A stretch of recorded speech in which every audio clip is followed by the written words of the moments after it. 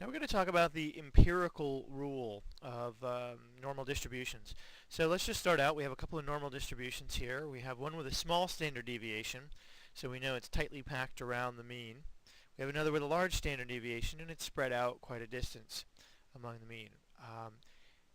Interesting thing about normally distributed data is whether it's narrowly distributed or widely distributed, it follows some standard rules. And the empirical rule is really just quantifying those rules. And it works like this.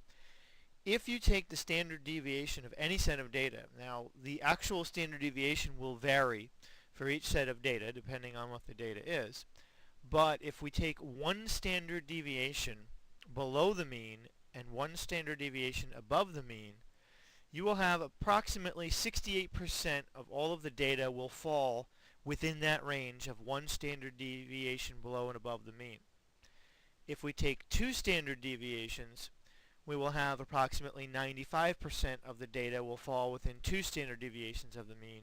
And if we take three standard deviations away from the mean, 1, 2, 3 below it, 1, 2, 3 above it, 99.7% of all observations will fall within that 6 standard deviation range, or 3 standard deviations either direction from the mean. This is also known as 6 sigma, because sigma is the Greek letter that's used to denote standard deviation in statistics.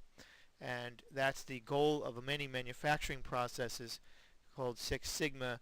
In other words, you want to have 99.7% of all of your materials processed or manufacturing goods produced without defects.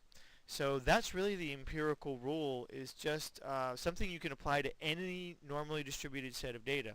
Now, of course, what is the mean and what is the standard deviation? Well, that's going to vary with each set of data, so you have to get that from your data set.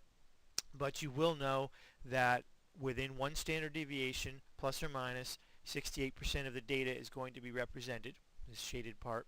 Within two standard deviations, 95% of the data will be accounted for. And within three standard deviations, you will have 99.7% of all the data will be accounted for somewhere in that area.